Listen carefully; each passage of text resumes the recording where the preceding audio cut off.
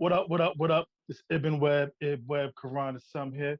Official Thanksgiving going down here. Just wanted to say thank you to everybody.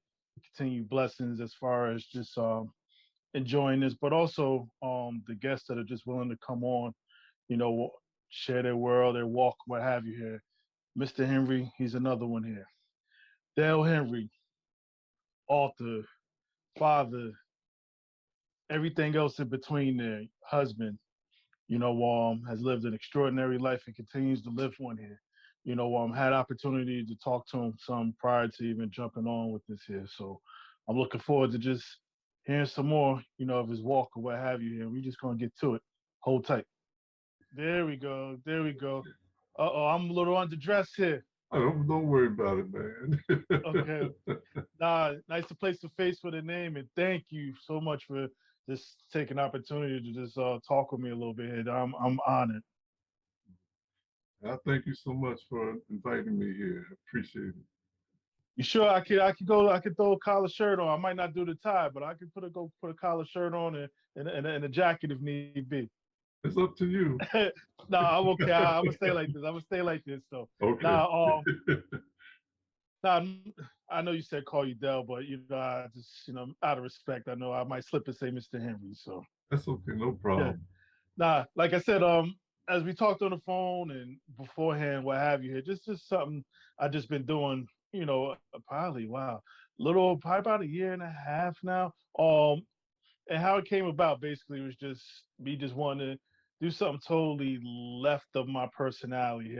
Surprisingly not, I'm not the biggest talker in the world, but I was just one of those things I wanted to do is to show my appreciation. And it started off with family, immediate family, extended family, what have you. And I just realized, whether I'm a Jersey guy, and I think, and I always had a passion like this for sports, but people just doing well no matter what arena of life, that they chosen, and I just wanted to just extend that out to everybody else as well. So it's kind of snowballed into, me just having an opportunity to talk to people I thought I would never ever get a chance to talk to and meet people that I never met. And like I said, it's just been great when it's all said and done. That's the Cliff Notes version of how this all came about here. My quick elevator speech. Hey, that's great, man. Be meeting people you never met before, and get Mm. information about them, and turn it into a podcast. That's a great thing. No, absolutely. And I mean, obviously, throughout the last couple of years, all of us been enduring with, whether it's the pandemic or other things here, technology has had its advantages. This being one of them. As far as just being able to, still see and talk to other folks as well too. So Mhm. I just thought I'd be one of those and try to find some of the positives and all the technology use or what have you there. But enough about me and my little spiel here. Speaking of Jersey, being a Jersey guy, you're born, raised in East Orange, I believe. I was born in Newark, but Okay. I was raised in East Orange my whole life. Okay. I was in a Okay. Newark Hospital, yeah. So yeah, I was one of there was 8 in our family, Mm-hmm. and later on, my father's sister, older sister, she moved up in the attic, and we lived at 278 Elmwood Avenue, which Mm-hmm. was right in between Telford Street and Crawford Street, and we were the Henrys. And my father, well, it was my father and mother, they went to Central High School in Newark. They Okay. were from Newark, and my grandparents were from Newark too. And my father he played the saxophone in the band, and he ran track. And my mother was a cheerleader. That's how they met. Yeah. Yeah. Back in the 1940s, And after the war, he got a job with Bendix, and my mother was working for Westinghouse. And Mm-hmm. after that, they moved up to East Orange. Okay. And he was in the Navy. And a couple of his buddies that were in the Navy, they found out he lived in East Orange now. They decided to move in East Orange too. So some of his fellow Navy guys, they lived a couple of houses down from us at that time. It was in the 1950s. Mm. And Uh, how was it for you? Just as a childhood, I mean, you're on Elmwood Ave, so you're not too far from the park as well. So I'm sure there's Hey, probably a oh lot of yeah, there. But just how, just in general, just your childhood, how would you say it was? it was great. It was unbelievable. And what I put in the book, we had we had Jewish people living on our left side. We had people that were from Ireland on our right. We had Italian people. We had all this mix of people in our neighborhood. And back in the 50s, these stores didn't have those large light poles. We had these little small Hmm. gas-lit poles, and they were staggered on one side of the street and then the other side of the street. And everybody had manicured uh, grass. It was just a wonderful place to live, man. It was like unbelievable. And when we tell people about how it was growing up in East Orange, people say, wow. And everybody got along, Hmm. you know, because everybody was like, it was like a melting pot. And in the book, I write this little part about like if a mother was baking a cake and she needed some flour, Hmm. she would knock on any neighbor's door and say, hey, you got some flour? I'm baking a cake, you know. And so the lady would give them some, flour. And as a result of that, she would get a slice of that cake once it Oh was yeah. Oh made. yeah. Yeah. It was just unbelievable, man. It was really nice. And on the not bad side, but as young kids growing up, Hmm. uh, me and my older brother Ernie, we would go down the street to one of our friends' house, whose father happened to be in the Navy with my father, right? And somehow we would get in trouble, and his father would whip off his belt and whip all three of us. That's right. Nah, you ain't gonna get away. That's right. Then he would call my father up, and then me and my brother get another Another. whip. Like double dipping, man. I tell you something, man. But that's how it was back then. Everybody looked after the children. Hmm. And yeah, one of my friends, their grandmother, she'd pull out a switch, off the bushes. Yes. Yes. Yes. She was wireless too, that's how it was. Nah, that's right. She'll pick the switch because if you That's right. pick the wrong one, she That's gonna go out and go get the get a correct bigger one. one. Yes. Yes. Yes. Yes. Yeah. That's how it was, man. I tell you, I tell you, it really worked on our behavior. I tell you that. We Mhm. straightened right up after that. Yeah. So How was you in regards with school and everything? As far as did it come hard to you, education, or was it something you just well, had a knack for? yeah. I was uh I was started kindergarten when I was only 4 years old. Okay. And in December, that's when I turned 5. Oh, right. And when The late birthday. Yes. yeah, I Yes. was late. And so when I turned 5, everybody else was turning 6. It's like I was always behind everybody in Hmm. terms of learning and scope, social wise, everything, and height, everything. And I was always behind everybody. We went to Washington Elementary School up on Sanford Street, right Okay. up Glenwood Avenue there. And it was nice. It was very nice. Again, it was a mixture of Italians and Jewish people. And everybody. It was a mix. Hmm. Everybody got along. Hmm.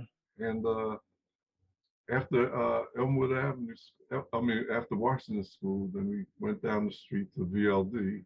That was Yeah. called Yeah. Vernon L. Davies School. And we met more people there. And like I said, growing up, my brother and I, we played a lot of sports. So I always followed after my brother Ernie. Okay. He was 2 years older than me. And he was the first one in our family to play Little League baseball. And I was too small and too young to play at that time, but the next year I was able to play. So Hmm. his team, he was just a natural athlete at a young age. And their team won the city championship, Ooh. that was in 1960. Hmm. And unbeknownst to us, there was an old man that used to come to the games and he always gave us baseball tips. Okay. And I didn't know it at the time. We just knew him as a guy, his name was Milty. That was his uncle. Hmm. we didn't know who he was at the time. He was Hall of Fame Monty Irwin. Irving, yeah. And From he's, From Orange, yeah. yes, from Orange, Monty Irwin. And so we just knew him as Milty's uncle, you know. He didn't never Wow. tell us who he was, what he did. Hall of Fame baseball player, teaching us tips, how to hold the bat, how to stand right and everything. And so the When you second year, find when you find that out as far as who he actually was? it took years later when I ran into a Milty and he said, yeah, did you know my uncle? Yeah, he's Hall of Fame. I said, he was a Hall of Fame. I was a Mm. Monty Irwin, man. So it was great. And the next year, unbeknownst to me, I didn't know a thing about playing baseball. You know, I was about 4'7", 4'8". I was the smallest guy on the team. Now, the baddest guy in the whole city of East Orange, his name was Walter. His nickname was Buddy Catino. Okay. He lived on South Clinton and Elmwood Avenue, right across the street from the firehouse. And he invited me to be on his team. Yeah, I didn't even know how to play baseball. The reason why, because my sisters always had a lot of cute girls come to the house. And there was Yeah. one girl he was interested in. And so Mhm. by me being on his team, he picked me up on his bicycle, and he, you know, meet the girl that he was interested in. So we had a great team that year. We went undefeated. Because Buddy, he was a great pitcher, and we had a Italian pitcher. Okay. Name was Albert Rittoro. And between the two of them guys, they struck out everybody. And so what Buddy did, he taught me. He said, Dell, don't swing at no ball. I was first guy up. Since I was real tiny, they could never pitch me no strikes. He said, just crouch down real low, hold on to that bat, don't swing at nothing. Every time I got up, just about the whole season, they had to walk me to first base. And my teammate, his name was Alan Jackson. His father was Garfield Jackson. They named a school after him in East Orange. Alan was right behind me. So whenever all the big guys would hit a ball, all we had to do was run bases. We were home before you know it, you know. And that's what we did all season. We ended up being city champs that year too, you know. Right. Right after my brother's year. That was in 1961. And it's really strange how things happen in life. Even we went to in November, we had a dinner, you know, Mhm. a championship dinner at East Orange High School. Okay.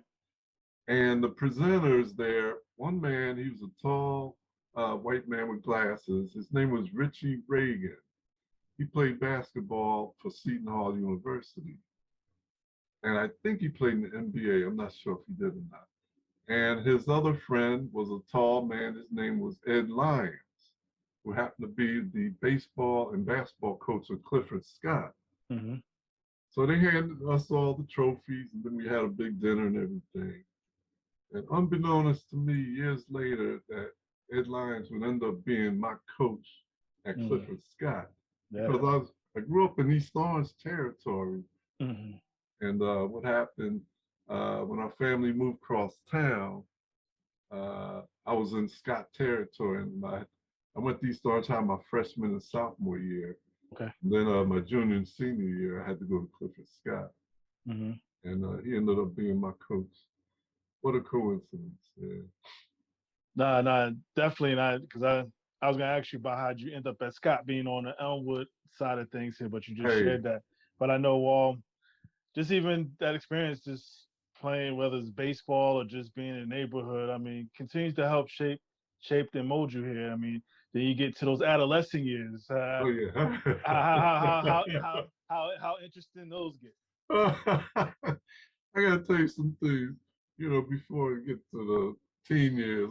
Okay. Like some of our little league guys, Greg James, he was the baddest dude in East Orange, right next to Buddy Catino, man. I mean, he was our same age of us, but he was just bigger than everybody. And Greg's the one that taught me how to play basketball. Mm. Him and Ricky Ricks down at Elmwood Park, you know. because he was like my big brother.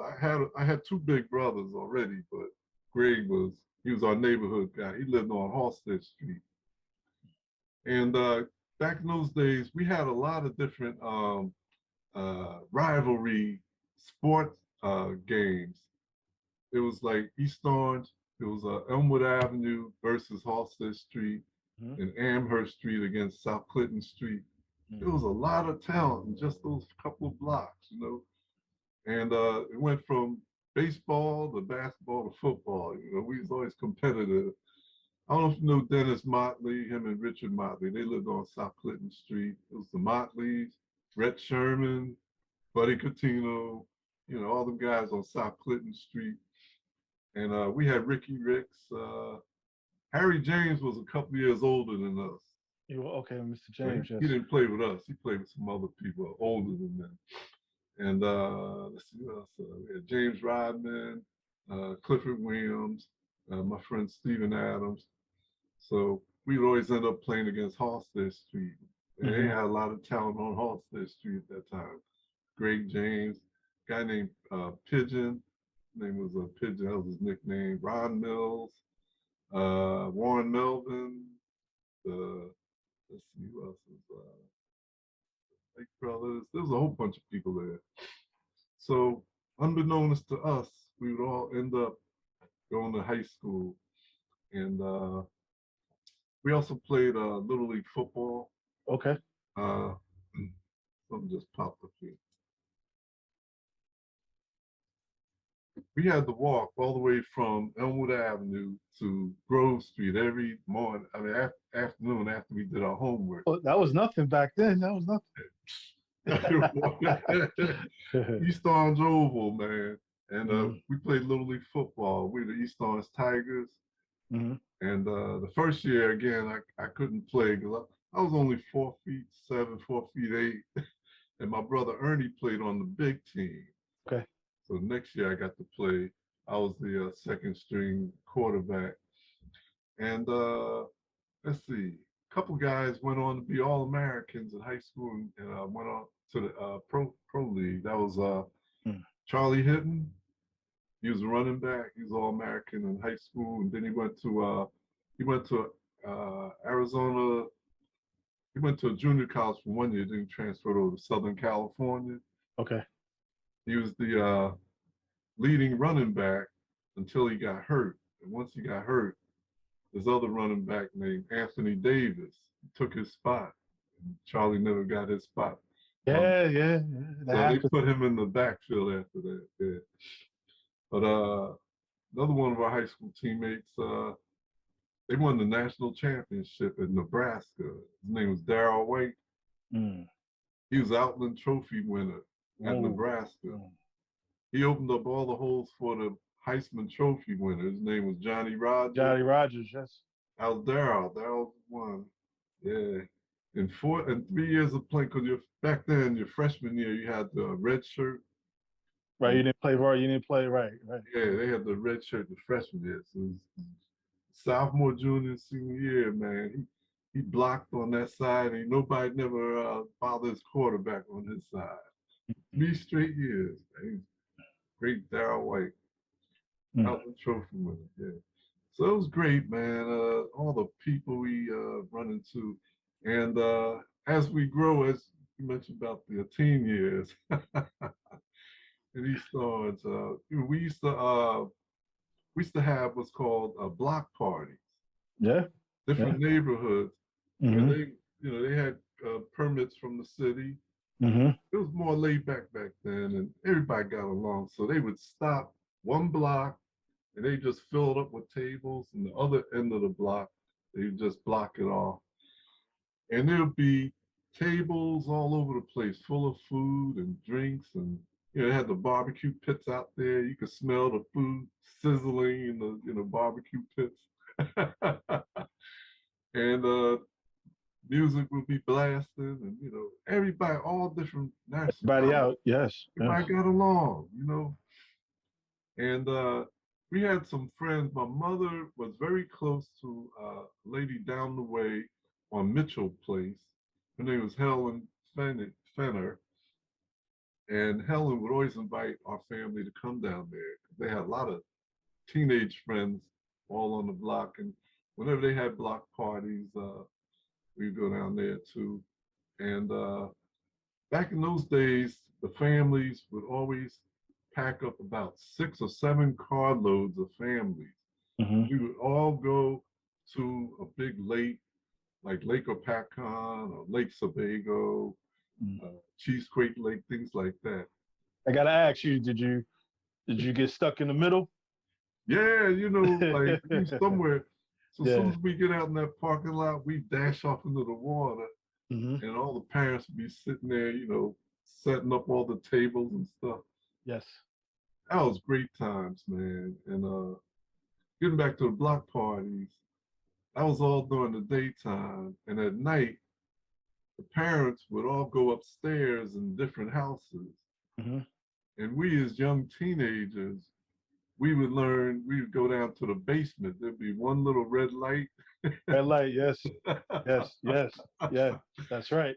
And we were learning this new dance called the grind. It was a slow Yeah. dance.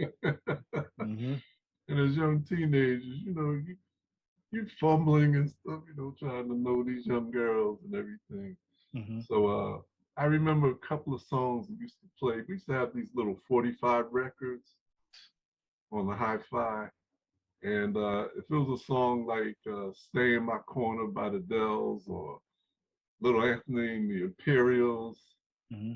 they used to sing a song called I'm on the Outside Looking In, all these slow songs. Mm-hmm. So as a young guy, all the guys would be on one side of the basement looking at which girl they want to talk to, and all the girls would be on the other side Mm-hmm. just talking. So it's like an initiation. What we had to do, you had to get up and walk over to the girl you're interested in and hold out your hand.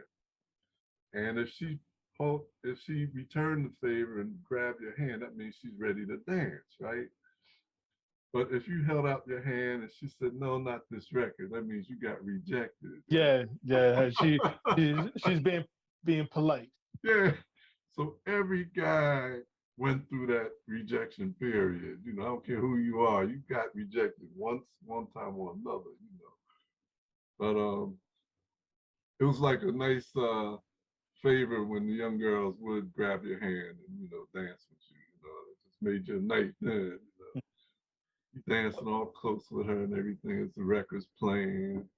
Mm-hmm. And used to smell that concholine or different hair Yes. Mm-hmm. dressings in her hair, smelling all nice. But you say something even with even putting the hand out, asking to dance or what have you, to just the chivalry that was back then versus the more overt kind of ways, later on here. So Oh, yeah. having to put your hand out and ask to dance, just being a gentleman about Oh, it. yes. That's, Yes. You had to be a gentleman back then, man. That's how it was. Yeah, it was a great time because, the girls, they had to be very careful because their reputation was on the line back then. right. They didn't want to do something bad or nothing, but it was a nice introduction to dancing with the Mm-hmm. young ladies at that time. Mm-hmm. And this went on from junior high school on to high school days. Every Friday night or either Saturday after a football game, everybody said, "Hey, where's the party at?" And you know what? Even back in those days, whenever somebody said they're giving a party, you just went there. No Mm-hmm. invitation, nothing. Everybody just went. And now, once in a while, if somebody was having problems with their rent, they had what's called rent parties.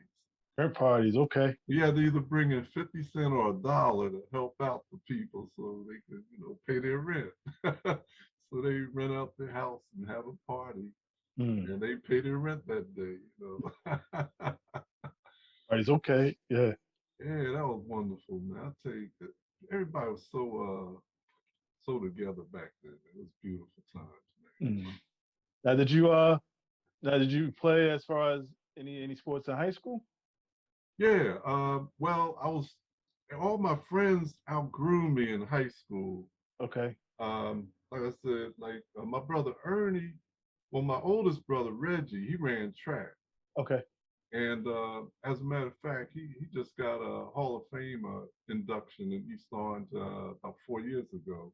That's good stuff. He was known as, on paper, he was listed as the greatest track runner in the history of East Orange, Mm. Reggie Henry.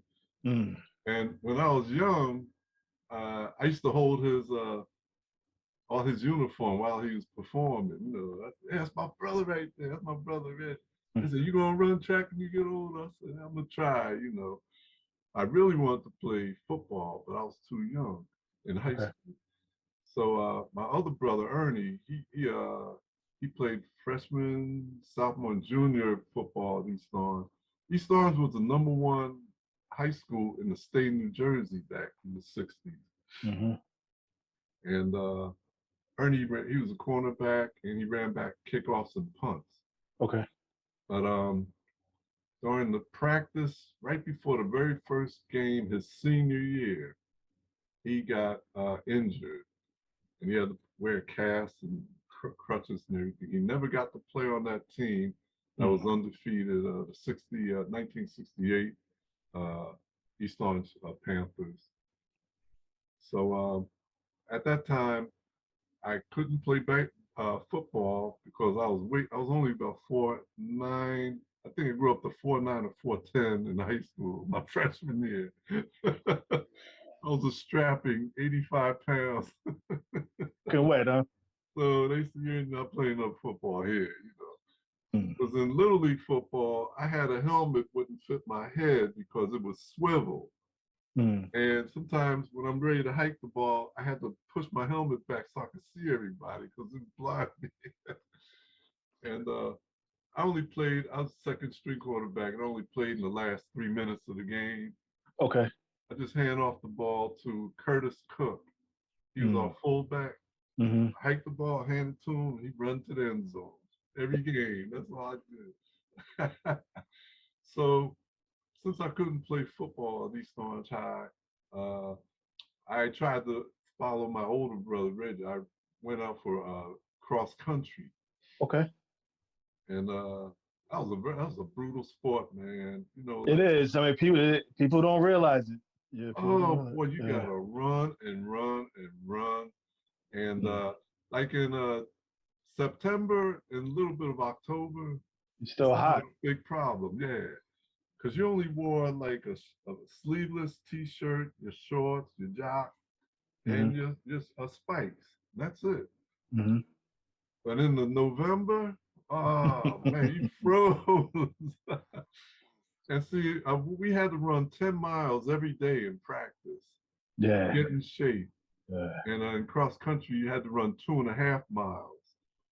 And so we had to practice every day, run 10 miles. We're jogging. Mm. Then the meet, you had to run as fast as you could for 2.5 miles. That was, yeah. we went to like Branchbrook Park and Park in Belleville and Elizabeth, Warnickel Park. We had to run through streams and water and hills and everything. And it was brutal, man. So you learn a lot about your own self. Oh, life skills, totally. Yes. About not giving up, no matter what place you were. Because when we had the cross country meets, there was about 15 guys on each team. So it'd be like 30 people. They line up on one long line, and the coach would shoot it off. They had real guns back then. And they plow. Once you hear it plow, you know, it's time to take off and run. Yes.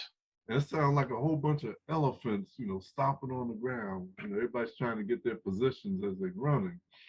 And they always painted a white line to where you had to go. But as being, you know, a young freshman, I was way in the back of the pack, you know. All the sophomores, juniors, and seniors were way ahead of me, our, you know, the younger guys. So the main thing was, you know, just finishing the race. And, you know, it was difficult at that time, but you learn a lot about it. So I did that my freshman year and my sophomore year I ran cross country. Okay. But during the summertime, I always wanted to play basketball, but I was too small, you know. And you was grew up right next to the legendary Elmwood Park too. So what it was, we used to go to the park, and back then, everybody would chant somebody that's in the NBA's name. Like Oscar was Big Yes. O, Hmm. and you had the two brothers from the Celtics, Sam Jones and what's the other Jones? He was the coach too. Uh, Casey. Casey Jones, yeah. So they say, bang, bang, because they used to shoot bank shots, right? And you had Dick, Dick, what's Dick's last name? He used to play for the Lakers, then he got transferred to the Knicks. Dick, Dick, Dick, what's his last name? Not McGuire. No, he's black. He used to kick his feet when he shot his jump shot. Dick, I can't think of his last name. It'll come. Dick Barnett. Dick Barnett. okay. He used to kick his feet when he shot a left-hand jump shot. He's known as fallback baby. Oscar Robertson, Jerry West, So one year, this rookie came to the Baltimore Bullets. His name was Earl Monroe. Mm-hmm. And when he showed up, man, everybody everywhere was trying to emulate him, man. It's almost like going to a candy store and you're full of candy, but you learn how to play basketball because he had so many tricks, and you trying to emulate what he was doing up there on the court. What a great player, man. So here I am, my little self out there playing in the park. Yeah. And I said to the guys, one day I'm gonna play in the NBA. Everybody, man, stop, kidding yourself. Get out of here, you little runt, this and that. I always had this belief in my mind, one day I'm gonna play professionally. So as we went to high school, I said my sophomore year, I tried out for the JV team. I was like 5'2" then. I grew up to 5'2". And at East Orange High, they had about between 150 and 200 boys trying out for the team. There was only 15 spots. Mm-hmm. So naturally, I got cut along with a whole bunch of other guys. Mm-hmm. But a lot of guys like Greg James, he was always a good friend of mine, man. He's always like my older brother. He said, Dell, you just keep on working on your game. And in the summer, I'm going to show you some more things, man. I want you on our team. So I learned how to, dribble a little bit better and shoot a little better and be a team player, passing the ball and everything. So uh, I didn't play indoor track my sophomore year, so I tried out for the JV. And since I didn't make it, I wanted to do something with basketball, so I ended up being the manager. Okay. I had to take care of all the towels and the basketballs, right? So my JV coach told me, Dell, you keep working on your game. Next year, your junior year, we have a spot for Okay. I promise you that, right? So that's when, as a little gift they gave me, at the end of the year, I got to dress up for the last game. I was at the end of the bench naturally, but they let me play in the game. I think got in one play, tried to shoot the ball, and that was it. But everybody clapped and stuff, trying to make progress. Right. Right. Right. So that summer, that's when our family moved across town from uh, we were on Elmwood Avenue, then we had to move to Beach Street for a year. And then we moved to what's that? 123 Washington Street. It's down the Mm. street from Harris Diner. Yes, I know exactly what you're talking about. Yes.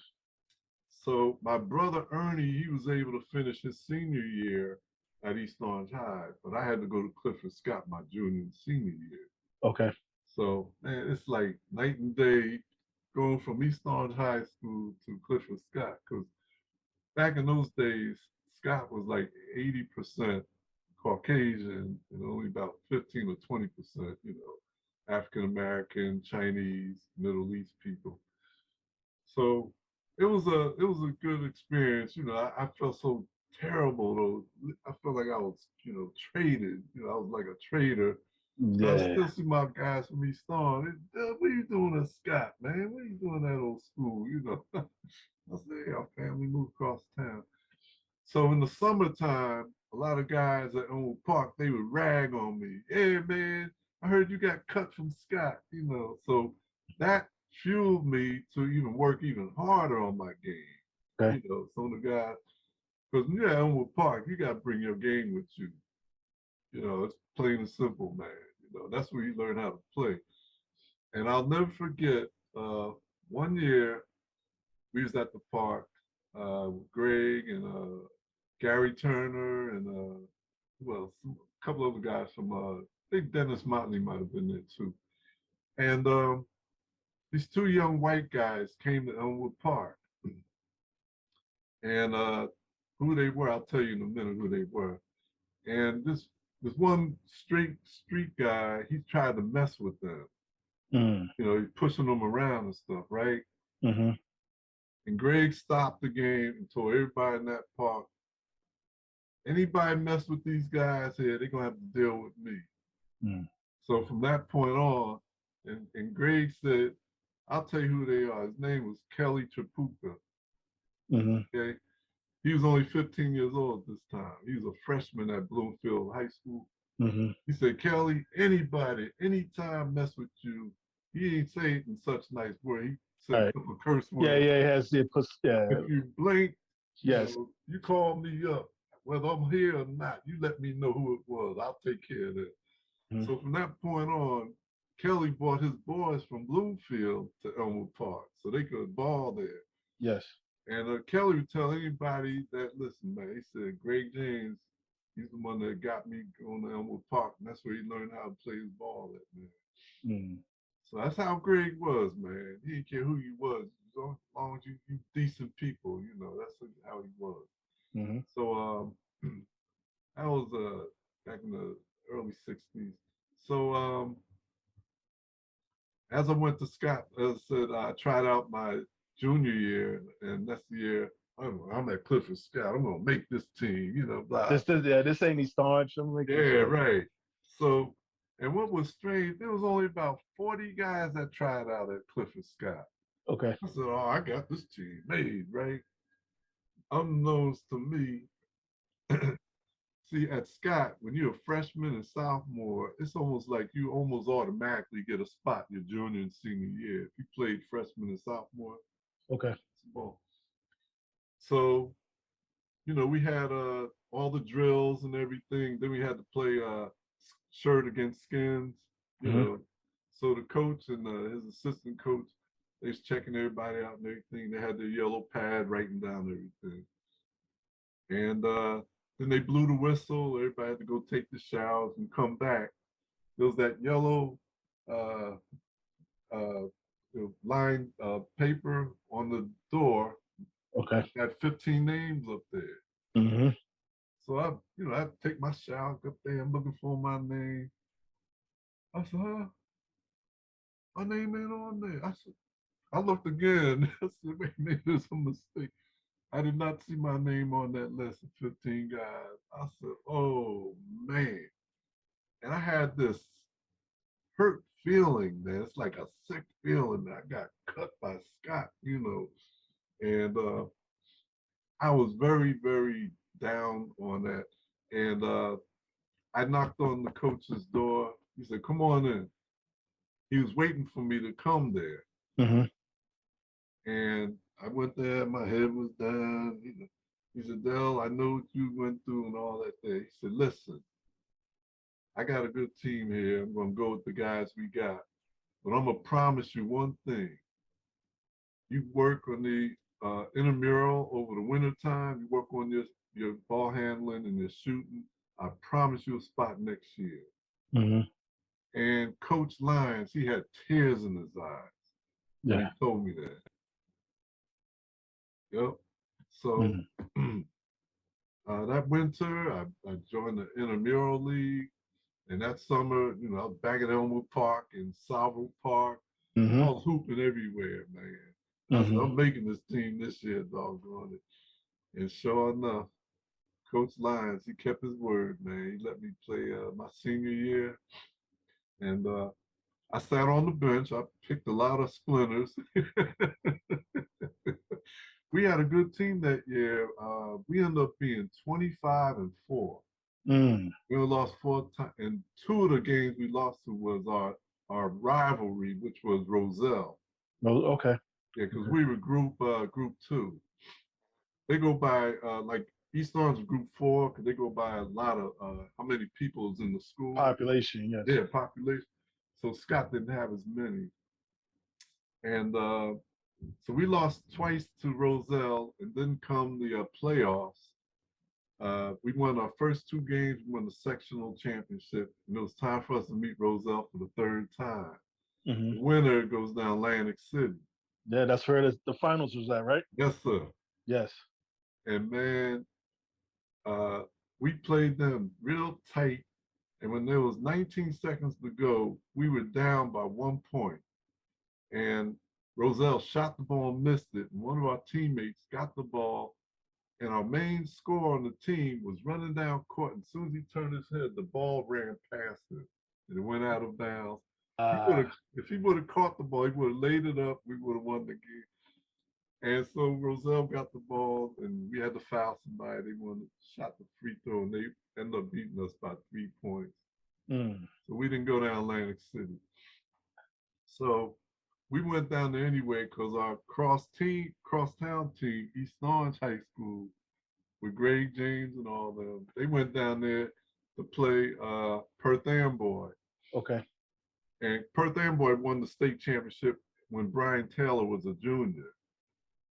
And his senior year, they expected to win it again. Hmm. East Orange, man, they went down there and they took care of business, man. Greg James, because Brian Taylor was All-American, man, high school. He was All-American football player, basketball, and baseball. He was Hmm. a bad athlete. His brother was the Rookie of the Year on the San Francisco 49ers, Bruce Taylor. Mm. He's a cornerback. And so we went down to see him near the first quarter. Brian Taylor, he made a big mistake before the game started. Oh, what was that? He went into East Orange's locker room and he said, "We're gonna whip your butts," you know. And Mm. Greg told him, "Get the blank out of here, sucker," you know. So that fired them dudes up, right? When the game began, Greg yelled at Brian, "Brian, come here, get on this here." As soon as Brian came up on him, he shot a jump shot from the corner, Hmm. and everybody went follow Greg after that, man. It was Yeah. all East Orange after that day. Mm. They beat Brian Taylor's team, and Brian ended up on the bench with a towel, was crying. Yeah, yeah, That's yeah. what happened. Yeah. Nah, that's great. Great story there. I Yeah, know. man. Yeah. As far as just even, did you know back then what you wanted to do with the rest of your life? Well, I'll tell you this here. My senior year at Scott, it was in May. Hmm. It was getting near the end of the year. We had our prom and everything. Okay. And this lady, she's considered the I forget what you call that lady. Guidance counselor. I don't Yeah, know about. guidance counselor. Okay. I never spoke with her the whole year, right? Okay. And it was time for everybody to see her. And when she called me in her office, she said, Dell Henry, you're just a C student. Why don't you go and join the Army and help the team out in the Army and go to Vietnam? Because Hmm. you're not college material. And that was it. Mm. I never met her before in my life. Mm. I walked out that office. I said, the nerve of that lady. How's she gonna tell me what to do with my life? I wanted to go to college. Hmm. And I don't knock nobody that wanted to join the Army and go to Vietnam. But at that time, I wanted to go to college.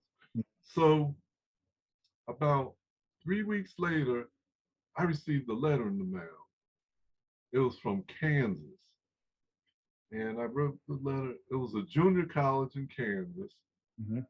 And they contacted me because I was on that team that was 25-4. Hmm. Okay. I didn't play that much in the game. Well, I said, well, look, this is opportunity. Now, junior colleges, they don't give you scholarships, but they give you what's called these Like uh, work work study, work work study. study, Hmm. where I had a job where I had to mop the floor and collect towels after the game, and then I would get paid for that. Hmm. Like those so it was called Fort Scott Junior College in Fort Scott, Kansas. Okay. I'm 17 years old, get on the plane, first time in my life, and the plane landed in Kansas City, and from Kansas City, I'd catch a gray Greyhound Greyhound. bus, Greyhound. Okay. Greyhound bus. And when I got there, my coach met me there. He's, he was about 45 years old at that time. Coach Eshelbrenner. So he arranged for me to live with an old lady. She had like a rental room in her house. She had Mhm. a 2.5-story house. And one of my high school buddies, unbeknownst to me at that time, he said, "No, I'm coming out the JUCO too," So he was my roommate. I had my room to myself. He had a room down the hallway, that kind of thing. But I gotta tell you, Ibn, it's like a cultural shock to go from East Orange, New Oh, I'm Jersey, sure. Oh my, I can only to imagine. all these cows, cows on both sides. And at Hmm. night it's pitch black. All you hear is moo. And I had to get adjusted to that, man. And but I tell you one thing, we didn't have any alarm clocks, but we had a source of alarm clock. We had a real rooster, So I said, them animals will get you up. Yeah. 6 o'clock in the morning, right on the dot, Clock, every day. clockwork, huh? Yeah. In the rain, in the snow, in the hawk. I can't put it. Every morning. Hmm. He woke us up, man. So we got a chance. And back then, we had to hitchhike to get to school. Mm. It was about 2 miles away. And all the white people out there in Kansas, they knew we were JUCO boys, we from out of state. And they would pick us up Hmm. and drive us to to the junior college. All of them all had rifles in the back of their trucks. It wasn't worried about us. Mm. We was decent people, man. You had to Hmm. be good back then. Hmm. So about 3 weeks into going to school, I ran into this old man who had an old 1951 car, and it said for sale. I said, "How much you selling it for?" Uh, I'm selling for $100. I can't afford that. I said, if you can do like 50, I'll buy it from you. He said, give me 75, I'll sell it to you. So I said, okay. I saved up money when I was in East Orange working for the city, doing grass and mopping floors and stuff. So I saved up some money. So when I got out there, I had some little bit of pocket money. So I bought the car, and it was a little 1951 Ford, and it had Hmm. 3 shifts on the column. It was black, and so I gave him the money, and he gave me the title to the car. He tapped the car 3 times, like that's his old girlfriend or something. And he went across the street to a bar. So I said, man, I got me a Rolls Royce here. I got Right. Yeah. wheels Oh, now. No more oh yeah. Oh yeah. hitchhiking. Mm. So when I ran into some of my boys, I forgot to tell you, we had some crazy guys from Chicago that were our teammates, right? I mean, them boys from Chi-Town, they crazy, man. So they were staying at a hotel called the Todd Motel. And I pulled up in the car. They said, Dell, where you get that car from, man? You steal it or what? I said, no, man, it's my car. So there was a party that night in another college because there was no girls in Fort Scott, Kansas, man. I mean, none. There's a college called Pittsburgh State in Kansas, and that's as close as we got to a real college. Okay. And that night they was having a get together party. So we jammed up the car with dudes, you know. Oh, that's everybody's car now. Yeah. Yeah, everybody said, come on, Dell, pick me up. So I jammed up as many people as I could. We had 267 centers and a 2666 forwards, and Hmm. another guard and myself, right? So we get to Pittsburgh State early so we can get a chance to acclimate ourselves. Hmm. We got there around 7:30, going on 8 o'clock. And again, they're having those kind of slow parties, you know, the red lights, Yeah. the Yeah. cafeteria. So soon, you know, around 8 o'clock, 8:30, 9 o'clock, all these beautiful young ladies start coming through the door. Oh my goodness, look over there, look there. You know, we were going bananas, man. We haven't seen any young girls, you know, last couple of weeks. And so, you know, they start playing all the songs, you know, all the nice slow songs, Smokey Robinson, and, you know, everybody's dancing, having a great time. Everybody's getting all the phone numbers they can, you know. Oh yeah. Oh yeah. So party's over around 1:30 or 2 o'clock in the evening. You know, everybody's giving their goodbyes and everything. We asked some of the girls to come visit us at our campus and everything. So we get back in the car, drive and drive. Everybody's talking about, you know, all the girls they was with, how many phone numbers they got and everything. We cracking up laughing, you know, because one guy, you know, he messed in his pants dancing with this girl, you know. He's dancing too close to her. Yeah. Yeah. That's what that sounds So, like. Yeah. so we cracking up with the car and stuff. And all of Hmm. a sudden, the car said, bam! Everybody said, what was that? What was that? Car engine was on fire, and all these orange started coming up. You know, the flames. We're in the middle of Highway 69 with nothing but cows on both sides. No street lights, nothing. Pitch black. So everybody said, "No, jam on the brakes, jam on the brakes," because we thought the car was getting ready to explode. You know, fire everywhere. So everybody got out the car, and we ran into the little ditch, and the car was rolling and ran to the other ditch where you know, the cows would all stand there looking at the flames right near them by their fence. Hmm. And a lot of white people rode past us, and one of those white people called the state troopers and said, "Hey, there's a bunch of niggers Hmm. inciting a riot out there on the highway." This is Hmm. 2 years after the '67 riots. Hmm. State troopers came out there with shotguns pointed at all of us. Hmm. And we just said, we JUCO boys, we JUCO boys. And so one of the state troopers called in and called up our coach to confirm that we are what we said we were. Hmm. So they all put their rifles back in the trunk. We was like, they could have blew us away, man. Right. Yeah. Yeah. But I'm so thankful for those state troopers, man. Mm. So our coach had to get up out of bed and come out there and pick us all up, you know, get us back there. We had to go back to hitchhiking. Yeah. Yeah. Mm. Yeah. so that was the end of my car, man. My car, I called it Frankie, you know, Frankie the Ford, you know. That was the end of Frankie.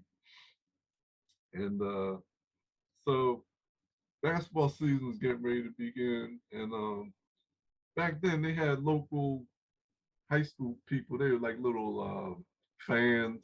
They call them Okay. groupies. They Okay. follow us. Sometimes they would go to away games too. So there was one game I was playing in, and this young blonde girl, she kept smiling at me and stuff. And after one game, she Hmm. asked me if she could give me a ride home. Hmm. I said, okay, no problem, you know. So as we driving, I said, I hope she knows these routes, because you know, all of a sudden she drove through these woods and it was pitch black. Mm. And she shut off the engine Mm. and she started taking her clothes off. So, you know, I'm 17 years old, and you know, that's what happened to that. Right. Right. Anyway, a couple of weeks later on, we had another game, and I met this booster. After the game, he shook my hand. I didn't start. I was the first guy off the bench. That's moving up from high school. I was way at the end of the bench. I was the first guy off the bench. So after this game, a booster came and shook my hand, and he had $100 bill in his hand. You know, as we shook his hand, Right. $100. Closed my fist. He said, "We want you to be a Kansas Jayhawk." So that was Kansas University. I said, "Okay, you know, I'm gonna get a full ride, right? That means a full scholarship." Yes. And he said, "No, you got to walk on." You know, so I said, "No." I said, I got to definitely have a full scholarship. I can't come." You know, so they tried to get me into the college, but I said, if I don't get a full scholarship, I'm not going. So at the end of the season, came back home. 1 year out there is enough, man. Okay. The people were very nice, though. You know, they're very nice, polite people. This back in, I was there from 1969, 1970 year. And they're very naive about city life. You know, because out there, it's like the neighbor would say, "Hello, Mr. Jones, how's your dog's paw?" You know, they're Yes. country people, you know. Simple thing. And like out in Kansas, if they say, "Oh, it's just a stone's throw away," that means it's 25, 30 miles away from there. You know, it's different life they live out there. So at the end of that year, I came back and I ended up going to Division III, Rutgers and North. Okay. And that's I played my ball there and started there. That's how I started playing. So I played a year and a half there, and then I started having some problems, personal problems. Mm-hmm. I started getting involved with things I shouldn't have done at that time. I was 19, and I would start messing with boys on the street, on the Okay. block. Okay. I was doing drugs and all that. So I had to drop out of college at the time. I got a job, and I worked for like 4.5 years, and then I wanted to finish up. I always wanted to finish whatever I started. So when I went back to Rutgers in 76, going on 77, I still had a year and a half of eligibility left. So I went there, and that's the first year they built it's called the Golden Dome on uh, uh, University Avenue in North. It's the Mm-hmm. Golden Dome. That's what that was we were the first team to play there. Play there. Okay. Yeah. So our team, we didn't have much talent, but we had a All-American on our team. His name was Paul Reed. He was like a young Michael Jordan, man. He's bad dude, 6'4". He did a lot of stuff. So I was his Scottie Pippen, you know, his Michael Jordan. You know? Okay. Yeah. So two of us were the main guys on the team, but we didn't. We only won maybe about 6 or 7 games out of about 17 games. So the season ended, and I said, "Well, that's the end of it." So I found out that Paul and I, we were invited. They had what's called in New Jersey a North-South All-Star game. Mm-hmm. And the North had Bill Raftery was Seton Hall's coach at that time. Okay. And he had a player that we used to play in Orange all the time. His name is Greg Times. Very familiar with Coach Times. Yes. Yeah, Greg. So it was Greg's team, and the North was coached by Pete Carrill from Princeton. Yes. So I was invited as an alternate. Okay. Each guy, they had 12 guys in case somebody gets hurt or can't show up or whatever. I would then go in. So in the North, everybody showed up, you know. So the first day, Saturday, we had our practice. Everybody played, you know. So me and Greg were in the back court, and we had he played for the Knicks later on. Hollis, he played at Rutgers in New Brunswick. Hollis Copeland. Mm. Hollis was on our team, and a couple other guys. So we were scrimmaging back and forth with everybody, north against south. We had a good workout. So next day I showed up. I'm looking to see if anybody got hurt or, am I going to Right, replace right, somebody? right, right. Everybody in North showed up. So Hmm. it was on TV. They had Red Auerbach and all these, NBA scouts and everything there. I didn't get to play, man. I'm standing there with my luggage and all. I was ticked off. But the I think the South beat the North. So I said to myself, man, I guess that's it, man. I'm going to never get no more shot playing ball. So what happened that summer was playing at Central Playground, and me and Greg used to go one-on-one a lot. We used to play early in the morning before everybody else showed up, Okay. sharpen our skills. And one day, this car pulled up, and it's a big car, and these three big, tall dudes came out the car. And it was John Shoemate. He's from Elizabeth. Hmm. He played in Notre Dame, then he played in the NBA, right? 6'9", 6'10", big. He was like Rick Mahorn. He was there with his teammates from high school, Bruce Watson and Earl Foreman. So when they showed up, everybody said, "Oh shoot, we getting ready to get down now." Yeah, yeah, yeah. So they got their boys together, and I got my crew. And so the park was starting to get packed. This is that Central Playground on. So we started getting down, just dunking left and right, oohing and ahhing, everybody, the crowd, this and that. So when the game was over, Big John, he pulled me over. He said, "Yo, Dell, man, I like your game, man." He said, "Tomorrow we're gonna be playing with the big boys. You down?" I said, "Yeah, okay, yeah, I'm down." Hmm. So he said, "I'd be there at 11 o'clock. So a lot of dudes at the park said, "Dell, what did John say to you, man?" I said, "Nothing, it was no big deal." But it was a big deal. Yeah, yeah, yeah. So I went home, got me a little bit to eat, and I went to another park where it wasn't that crowded, so I could work on my shooting and stuff, right? So the next day I showed up. Walt Frazier had a camp. He had a camp at Uppsala College, and when I showed up, I was the only college guy there, and the rest were old ABA players and NBA players were there. Okay. I'm looking around. There's Nate Archibald, Dean Memminger, Mm. all these NBA guys are there, right? Walt Frazier. So when I'm standing there, Frazier's right in front of me, and Nate's over there on my right, and Dean Memminger's on my team. So I had the choice between Frazier or Tiny. So I knew that Dean Memminger and Nate were both from New York. So I said, "Nate," I said, "Dean, get on Nate." He said, "All right, no problem." So I got on Clyde, right? So they had the NBA referees and all that out there. So they tipped the ball off. It came right to me. So I came down court, and Big John came up to the free throw line and set me a big pick, right? Yeah. So I faked like I'm going into the paint, and I crossed over to my left, and I shot a jump shot over Clyde, right? And it was Swiss, right?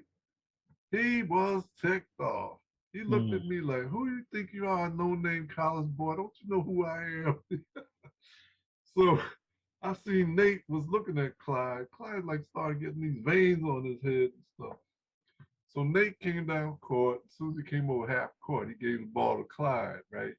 He didn't say a word, but it was like saying, "Hey, take care of that young boy." Right, right, right, right. So Clyde came down, backed me down, and with his elbow hit me right up my nose as he's shooting his jumper. That patented shot he got. Mm. Boom! Hit me right in the nose. I said, "Cool." He's done this to thousands of people, right? So I came down court. I said, "I ain't getting into no, one-on-one with Clyde right now. I got to feed my guys." So Big John's down there waiting for the ball. So I fed him the ball and got out of that area, right? So John scored. Nate came down a second time, gave the ball to Clyde again. He wanted to make sure that he took care of me right. So Clyde backed me down.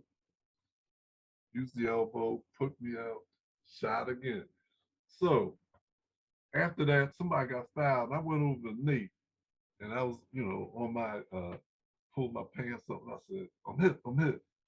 In other words, I was letting Nate know, I get it, I get it. Yes. Because to them, they thought I was trying to show Clyde up by Okay. scoring on him. You Mm-hmm. know, I ran out court. I ain't, do You nothing. you playing ball? Yeah, you playing Yeah, ball. But to them, I disrespected them, right? Mm-hmm. So at that point, I said, I get it, I get it. So so we both slapped five. So we start playing that day. He said, we just want to make sure you got it, young buck. We said, let's ball now. So at that point, I focus on getting my points on transition, like on fast breaks. Mm-hmm. So I had I had about 8 assists. I only scored like 6 points because Clyde was on me all game. But you know what? I gotta tell you, Edmund, in all the games I played in college, I ain't learned nothing like I learned that day when I was playing with Yeah, those yeah, men. yeah. Because in college, man, it's like going to a candy store. Dudes would be 4 or 5 feet away from me. I said, what's wrong with them? I got bad breath or something. They ain't guarding me. They giving me my free shot, right? Mm-hmm.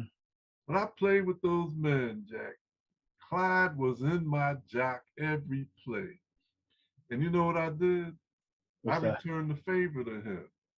So what I did, I picked him up at 3 quarters, right by the, when we scored, I picked Clyde up because I wanted to see him dance down the court. You know how Clyde used to, he'd bring it behind his back, shake a little bit and all that. So I was messing with him all the way down court, trying to, flick at the ball and this and that. He shoot me with an elbow, back me up, I come right back. I'm pestering him all the way down court. So I did this all game because he was on me like white on rice too, So I just returned the favor to him. So I focus a lot on passing and feeding all my teammates. Mm-hmm. So when the game was over, man, everybody said, Dell, man, you played a good game, man. You can play in this league, man. I said, thanks, bro. So I didn't know at the time there was a scout in the audience. Okay. And he called me over and he said, I need your name and your address and your phone number, and your height and this and that. So, I gave him all the information. He said, in 2 days at 2 o'clock, you're going to get a phone call. I said, all right, thank you, man. So Big John and even Clyde and Nate, all them guys, hey, man, you can play in this league, man. So that's good, man.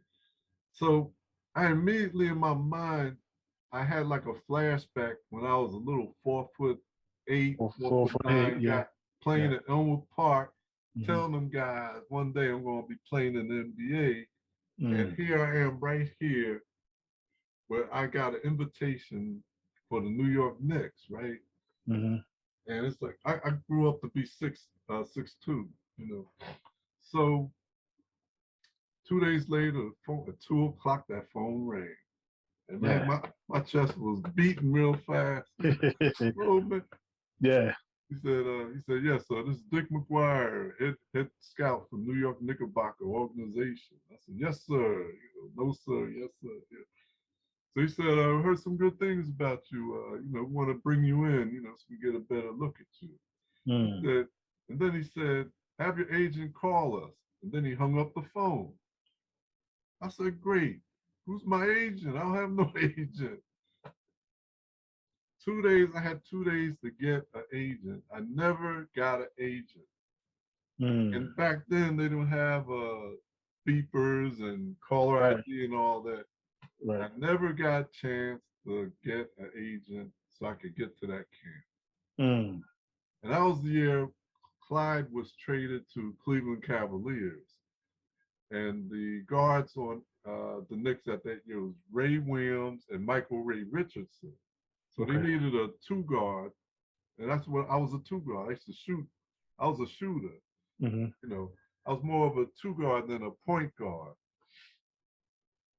Man, I was so ticked off. I didn't get a chance to go there and play that game, man. So I never got a chance to go to that camp. Mm-hmm. So after that, I said, well, that's the end of me playing ball, you know. So after that, I started playing. I played some hardball and softball, baseball, Okay. and I was invited to play for different teams. I played softball in the morning and hardball at night. Mm. And I got into some games. And after one game, I happened to have a good game one game. And a scout came up to me and he said, hey, you know, we'd like to see you come to, you know, New York Mets training camp. So he gave me a invitation, all that. So I went out to Shea Stadium, had a tryout out there at the Mets. Position you play? I played I played outfield. My main position was left field, but I Okay. played center and right. But Mm-hmm. left field, I had this what do you say method. I would always, if I was 250 feet or closer, if a guy was on third base, I would tag him out. Because I did something that all the play. I see guys on TV to this day, they never do this. Some guys, when they catch the fly ball, right, and the guy's tagging up, Right. they wind up, they take 2, 3 steps, and then they show off their gun, right? And by that Mm-hmm. time, the guy's at home plate. Yeah. I didn't do that. I came up with a special formula how to tag out a dude. Because see, there's 90 feet between third base and home. And I broke it down into 3 segments. 30 feet, 30 feet, and 30 feet, right? Mm-hmm. That first 30 feet, the ball is almost at the catcher. What I did, I didn't run 2 and 3, 4 steps and then wind up and throw it. As soon as that ball got in my glove, I acted like it was a hot potato. I would switch it over my right hand and I would get Go. rid Yeah. of it as quick as possible. Mm-hmm. So by the time he ran that first 30 feet, the catcher already got the ball waiting for him. Mm. So that was something that I did. And yeah, it was a little technique I had. And I used that when I was playing my games. Man. It was great, great you know, time to do something. But anyway, after that, since I said, all right, that's the end of me with my goals of being a professional athlete. I was very close, but I didn't quite get there. So I got my degree and I finally finished up college. Okay. I Yeah, always because you wanted said to finish up. finish what you started, right? Yes, right. And I had a small little business in Vauxhall Section Union. Mm-hmm. It's where Home Depot is at now, but back then it was a place called the Union Marketplace. Mm-hmm. And I used to make tree furniture. So during the week I would make tree furniture, and I had an old van. And then on the weekends I would load up the van with the different trees and plant stands that I made all week, and I would bring it there and I would sell it. Union Flea Market. Yeah, the Union Flea Market, yeah. Yeah, I know So that. I was right in the front near the front door. So everybody had to see me when they came in there. Tables, clocks, plant stands. Mm-hmm. So yeah, I am a young bachelor, you know, and I just I ran to see when I was in high school, man, I was kind of shy, right? Mm-hmm. And I don't know what happened, but between 1969 and 1970, it's like I don't know what is in society or what, but all these women started being friendly. Mm. Hard to explain, but I said, what the heck is going on, man? I mean, there was fine young ladies everywhere. Yeah, yeah. And I was a bachelor, you know, I had my own crib, and it's like, No, no, yeah. Why disappoint? Why disappoint them? Right. yeah, I'm being honest, man. Yes. I had 6 girlfriends, and I used to just, you know, I was just busy, man. I'm Yes. just a Yeah, yeah. busy bachelor. Okay. I was having fun. That's right. That's right. Women everywhere, man. I said, man, all these fine girls, man, no guy. Because all these guys thought, oh, she got to have a guy, you know. Pretty girls, man. Look, I said, I'll take care of that. So anyway, this went on for, you know, a couple of years. Mm-hmm. And one day, my grandfather called me up. He had like 25 grandkids. And Mm-hmm. one day, my grandfather called me up out of nowhere. And he's usually a nice guy, man. He called me and said, Dell, I need to talk to you. Get on down here right now.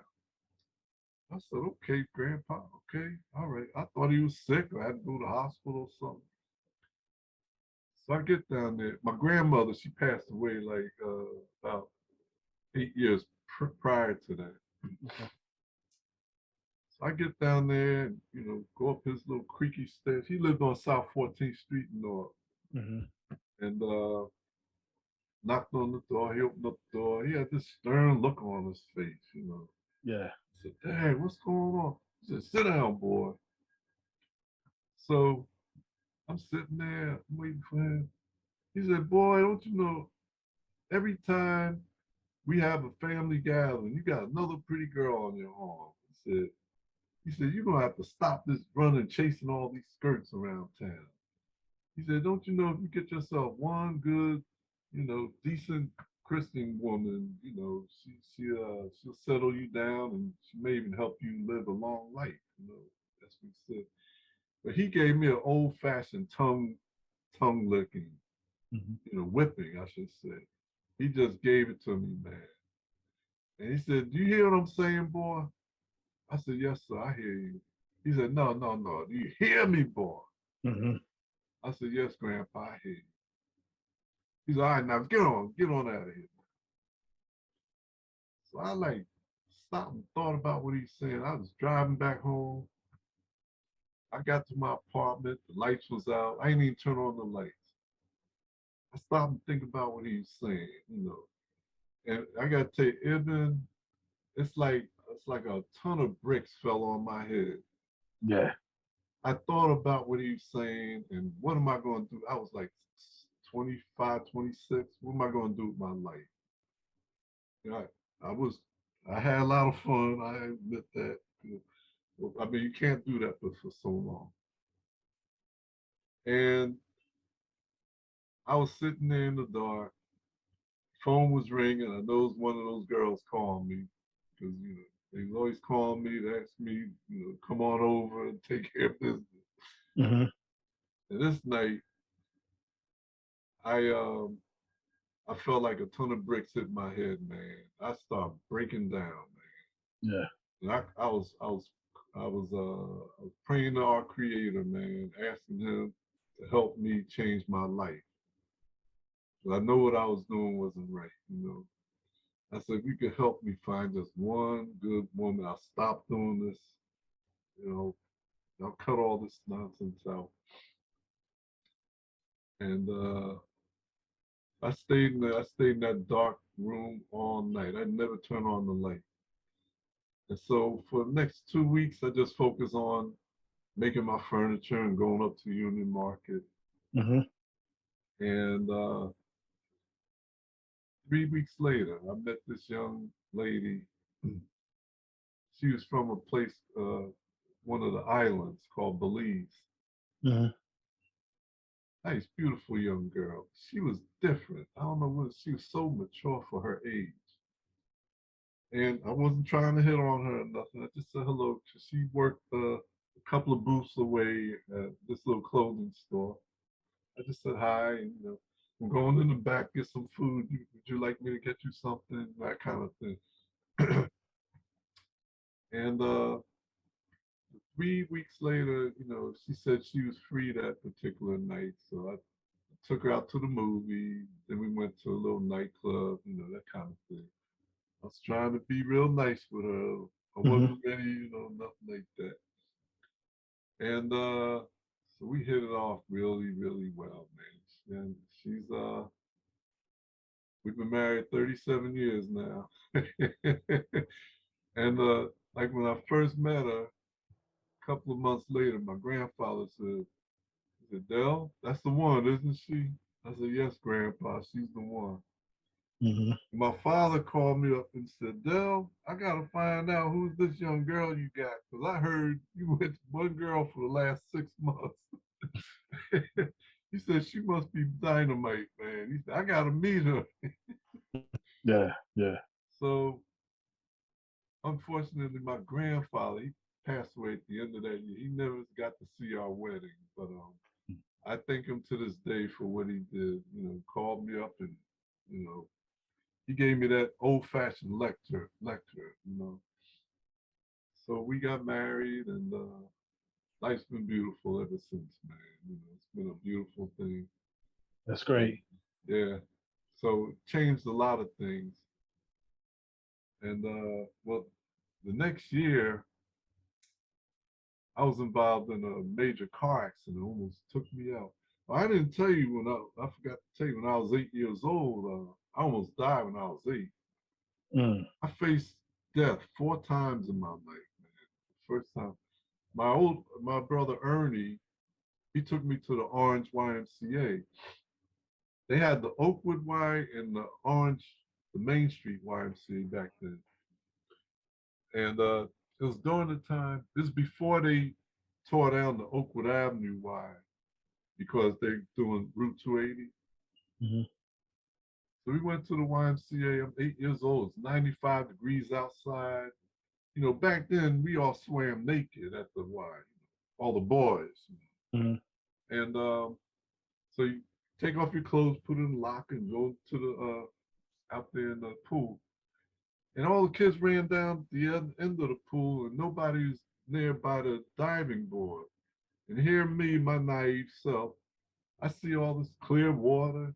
So I jump in the pool, 9 feet, not even knowing it. You know, I didn't know it was that deep. And I went right down to the bottom. Mm. I had one more gulp to go, man. I was it. I would have been dead. And out of nowhere, somebody grabbed my arm, snatched it up, and yanked me up there and started pushing on my stomach, get the get the water out of me. His name was Elmo Johnson. Saved my life, man. And it took me time to get my breath back and everything. Everybody was crowding around. They blew the whistle. I couldn't even talk much, you know, 'cause I'm still trying to catch my breath and everything. You know? Right, right. So for the rest of that day, they said I had to sit up there in the concrete and watch everybody else have fun. The next week, they put me in that same pool down to 3 feet and taught me how to swim. Mm. Now, I got to tell you this story. Years later, 'cause I was still just 8 years old, and when I was 18, going on 19, I became a lifeguard Okay. at the same YMCA. And sure enough, while I'm watching everybody, some little kid was down there in that between 9 feet and close to it. He's down there and wasn't moving. Man, I jumped right in there and I got him, man. I got him in time to save his life. It was right where I had the flash of me, what was happening to me. And we was able to save him finally. And, you know, he couldn't play the rest of that day either. We let his parents know what happened. Right. And later on, he learned how to swim as well. And there was something that happened when I was 20, around 21. Uh, I could tell you this here. It's funny how life works. And when I was around 20, 21 years old, we had about 4 carloads of guys and girls. We all went out to this lake that was up somewhere in Essex County. And this big lake, and in the middle of the lake, they had a old wooden, you say like a wharf. It's Hmm. a place where you can catch your breath at, right? So it was about 4 or 5 carloads of us, a bunch of guys and girls. We all out there having fun and stuff. And about 20 minutes later, everybody at the beach was yelling because somebody was drowning.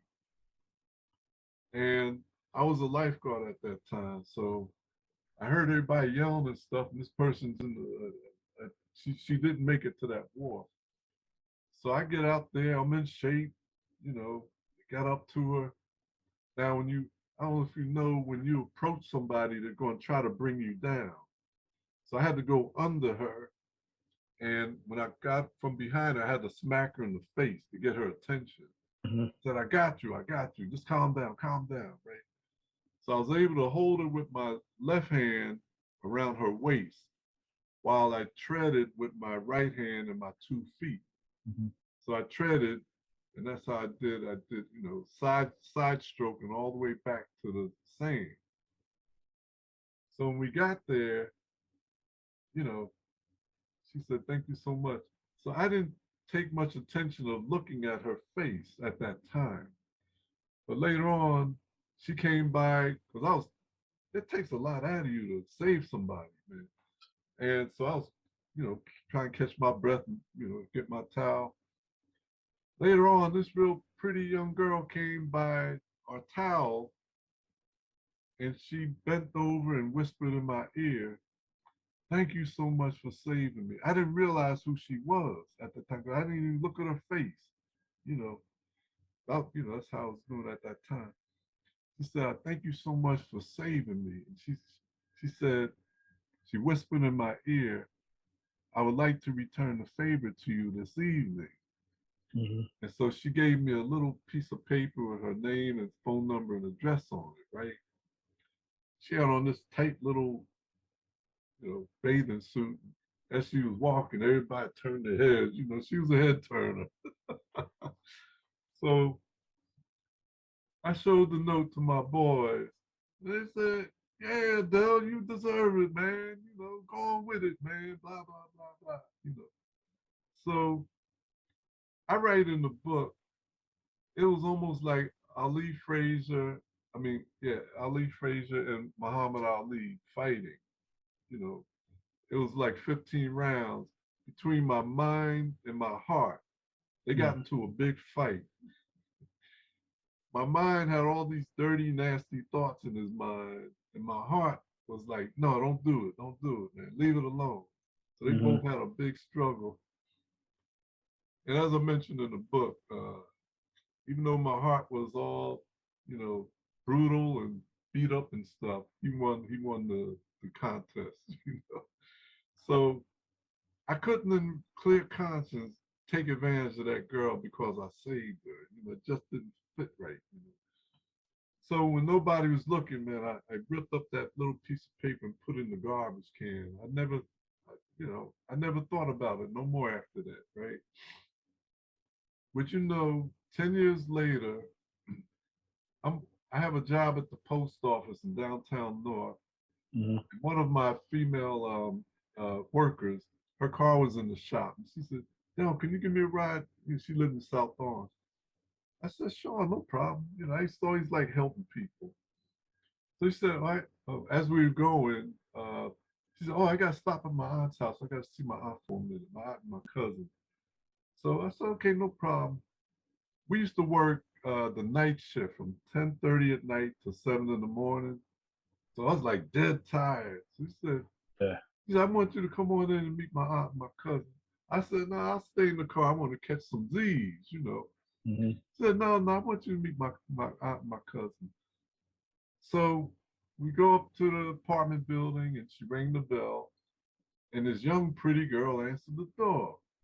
And she looked at me and started yelling, "Ah, Mom, it's him. Ah, Mom, it's him." And my coworker looked at me and she started cursing at me. "Dell, what the blank you did to my cousin, right?" Mm-hmm. I said, "I don't know who she is. I've never seen her before in my life." I was half, my eyes was half down and closed. I didn't realize who she was. And before she got a chance, she finally said, "This is the man, he saved my life. He saved my life from drowning."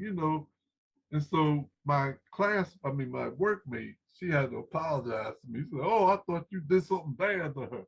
Yeah. So the girl who I saved, she told her mother and her cousin, you know, I was gonna give him some nookie. I was gonna take real good care of him, but he never showed up. He said the nerve of him. So they started laughing. And I chuckled a little bit, but I was dead tired, man. Yeah. So they said, so the aunt, she went in the kitchen and put together a plate of mac and cheese and greens and chicken, and she put over in some aluminum foil and gave me a plate to bring home, for saving her daughter years ago. So everybody, we hugged each other and said thank you, goodbye, and all that. So my workmate, going to South Orange, she said, Dell, I'm sorry, I apologize. I thought you did something bad to my cousin, Yeah. I apologize. I said, no big deal, So I dropped her off. That night when we go back to work, when I get to work, everybody in the whole postal service, they stand up clapping and stuff, right? I thought somebody got married or was retiring. Mm-hmm. My co-worker, she told everybody, they'll save my cousin's life. And you know what else? He refused my cousin's nookie. She told everybody. So everybody was cracking up laughing. Everybody was, taunting me the rest of the night. Dell, you gonna gave up that what? So I said, yeah. So it was it's one of those things in life. I don't know how you explain it, where by me learning how to swim, where me almost dying when I was 8, I was able to save another person's life. Years later, Mm-hmm.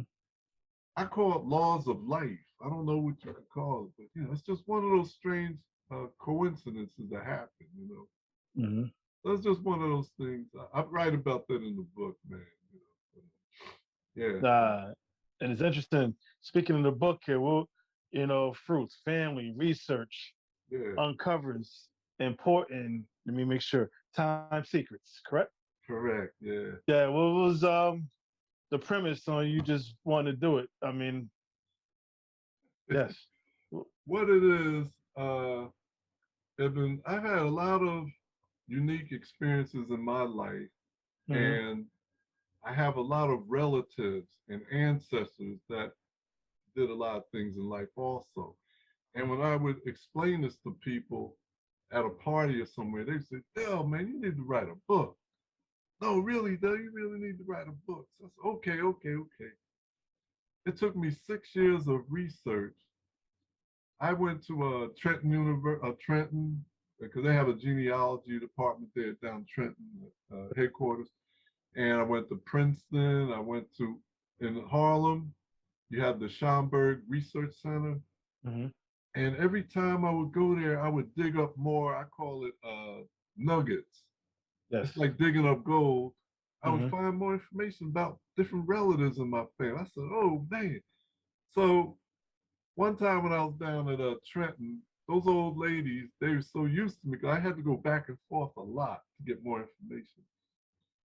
And when I find something, I would say, oh, crap, look at this here. Oh, and they Yes. said, shh, quiet, Dell, quiet, man, you're in the library. I said, oh, I'm sorry. So 10 minutes later, I find something else. I said, oh, man, look at this. And they, Dell. So these 3 old ladies, they ganged up on me in the corner, right? They Mm-hmm. said, listen, you're not Dell Henry no more. Your new name is Shush. They said, That's hey, just that Shush. that excitement. Yeah, that's Yeah. that excitement. Yes. So they said, hey, Shush, come here. Mm-hmm. We got some more nuggets for you. Come over here, Shush. Go down that aisle over there. So it Yes. just made the time go by much better, by that. So I had a new nickname with them old ladies. So yeah, everybody that's on the front cover is related to our family or had family ties or associations. Mm. So you have 3 U.S. presidents, George Washington, Thomas Jefferson, and Barack Obama. We have the same blood links with them. Okay. It's through my same grandfather that gave me the tongue lashing. His mother was Eva Randolph. They named Randolph Township after Hartshorn Fitz Randolph, which is a descendant of my grandmother, great grandmother. Okay. Okay. And I have it all in the book, how it's traced down through generations. And my grandmother, she was neighbors with Martin Luther King. That's why he's on the cover in Dawson, Georgia. Mm-hmm. And when we lived on Elmwood Avenue in 1959, you see it in the early part of the book, we had a major fire and we had to live on Sterling Street near off of 9th Avenue in Newark for a while, for 4 months until our Mm-hmm. house got renovated. And we were neighbors with Dionne Warwick. She lived 4 houses down from us. So, and her cousin, Whitney Houston, she used to babysit my niece a lot when she was little. She used to live right on Dodge Street, across from McDonald's. McDonald's, right? Yeah. And her brother used to play basketball Salvo Park with us a lot. Gary, his name was Gary Garland back then, but he Mm-hmm. changed the name to Gary Houston now. But he played at DePaul University with Mark Aguirre and Junie. Who's Junie's name? Junie Bradshaw. He's from East Clyde Bradshaw. Clyde, yeah, we call him Junie. Mm-hmm. They were teammates. They played against Larry Bird and them in The tournament. In the tournament, right? Yes. Yeah. So yeah, Whitney, before she was famous, she used to babysit my niece. And this is Sarah Vaughn, my grandfather. I can tell you a great story. That's why in the later chapters tells about the meat of the book. My father's father, he was 16 years old, and he lived in St. Kitts in the West Indies. Mm-hmm. And his parents allowed him to come to this new country called America to try to get an education and do something good in his life. When he's 16 years old, he came on a big ocean liner called the Parima. And we had some relatives in Brooklyn, and he lived with them, and he went to college. This is in the 1920s. And he studied music and business. And when he's finished, he went to Newark and opened up a music school. Mm. And later on, he taught.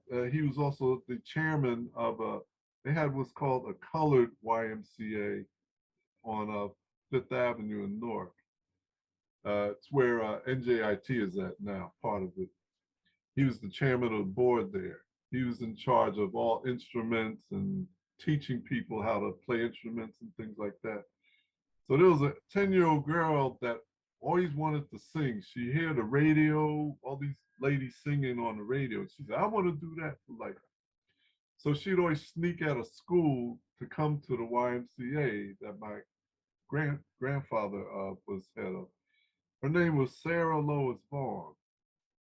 And she had her first vocal lessons taught by my grandfather, Sarah Vaughn. And I ran into her sister, her younger sister, Donna Vaughn. She, when she found out who my grandfather was, she gave me a lot of pictures to put in the book. Yeah, there we go. Yes. Yeah.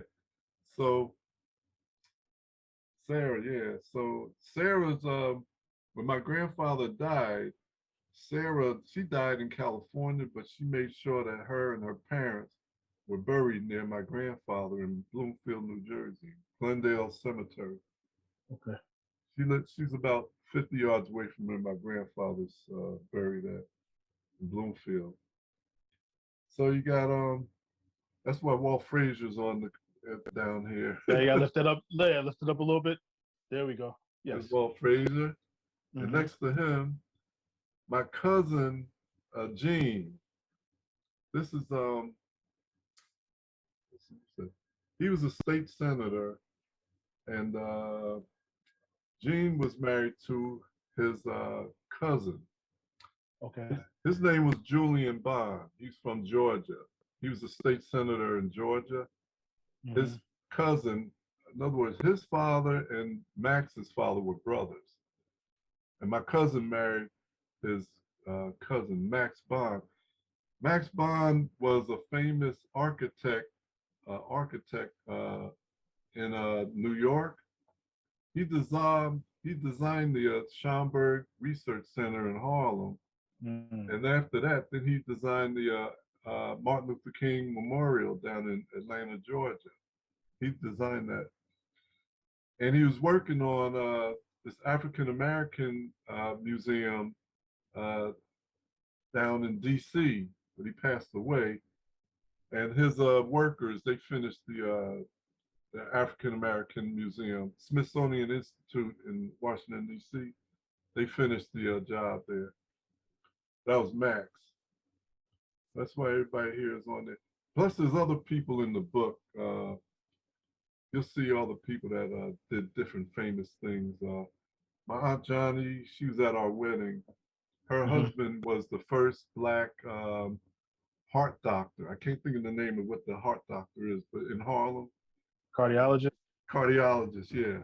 He's the first African American one in Hmm. Harlem. And Now this is great. I purposely I told you I was gonna read it, but I said I'm not. I'm gonna talk first with you. Then I'm gonna dive into it. uh, My question is, as far as pardon the pun here. Uh, what are you proud of regarding your fruits of labor there? Yeah, in regards with the book here. What are you you most proud know, of? uh, my goal, it took me 6 years of research to put everything together.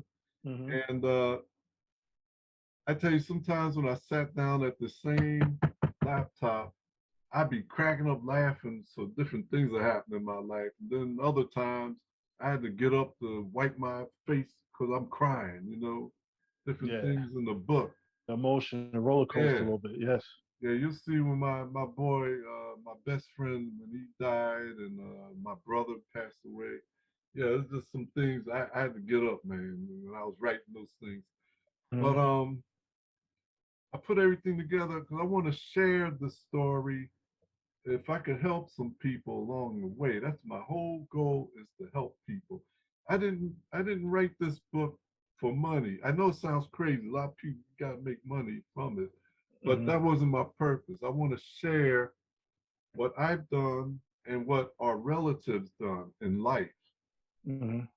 And you'll see, if you read it from the beginning to the absolute last page, you'll get a culmination of everything that went on in the book. Hmm. So I was very, very fortunate uh, when I was trying to find somebody to help me edit the book.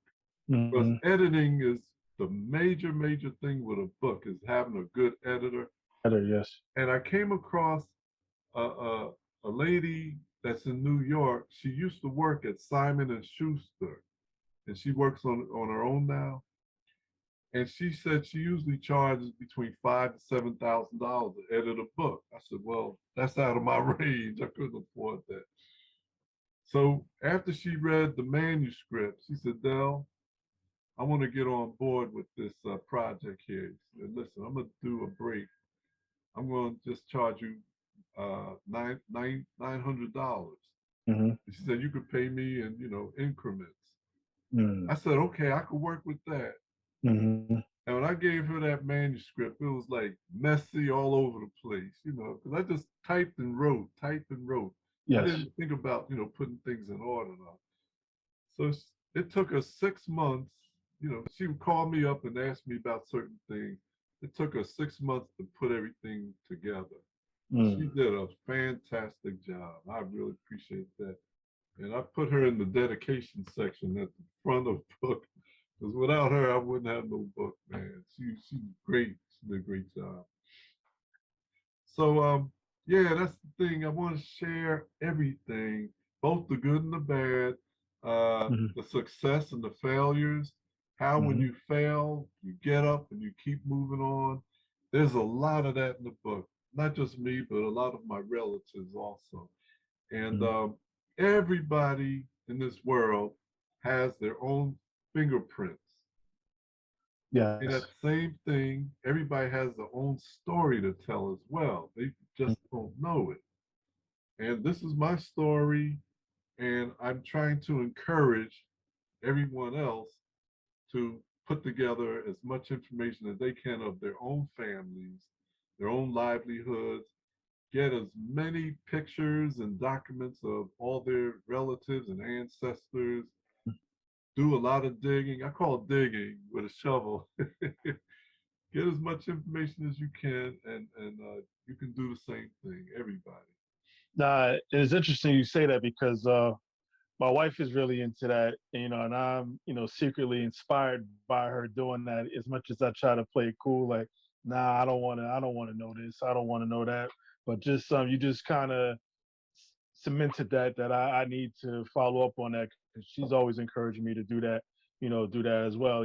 Obviously, I know you got the ancestry and everything else, different ways to just start looking, your family and your roots up here. So, Mhm. nah, well said as far as in regards to that. Like, I'm inspired to do that because we should know. Yes, that's very important, not just for you, but for all of your ancestors and the youth that's coming up in your family. They Yes, need to know about it. right, That's so important. When I thank John Calloway for introducing me to you because I got on John. I said, John, you need to write a book yourself because he has a spectacular uh, collection of things that his right. father and That's right. ancestors did with the Tuskegee Correct.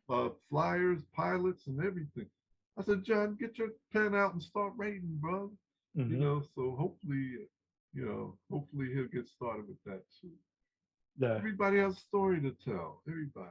Nah, most definitely, most definitely. Loosen this up on the back end here. Just a few questions, throw you on the spot if that's okay.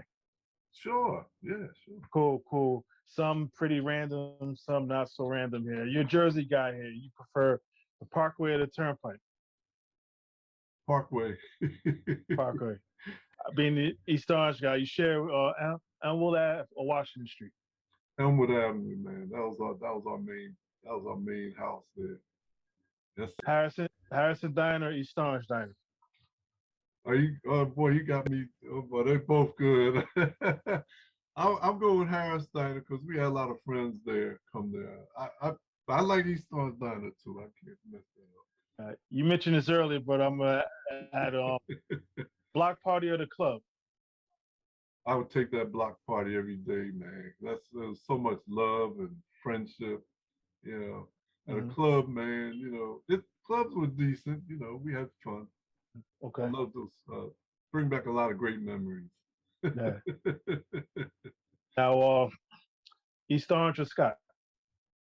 I have to go, wow, that's a tough one, man. I have to split that rate in half, man, half and Fair. That's half. fair. That's fair. This way I'm safe.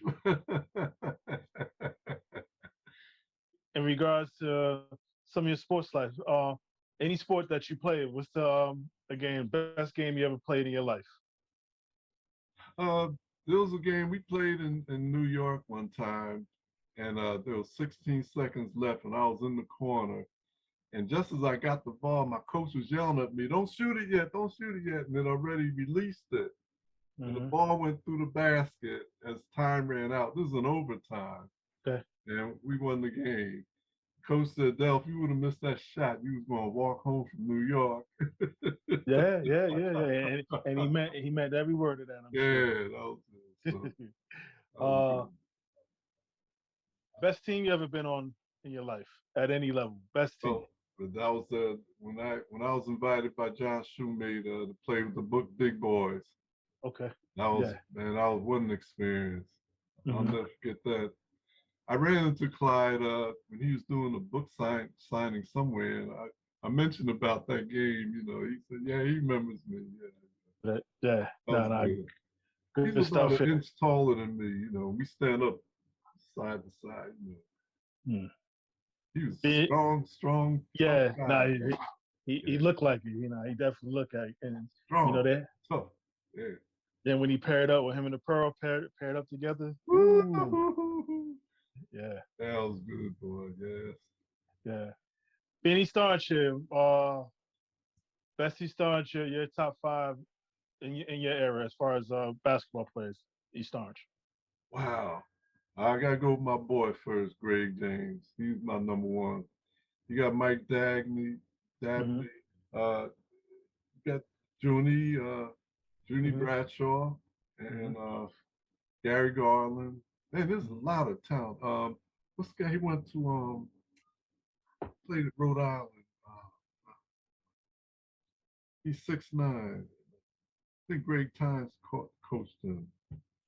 I can't think of his name off. He's been inducted in East Orange Hall of Fame. So Mm. he played for a few teams. Okay.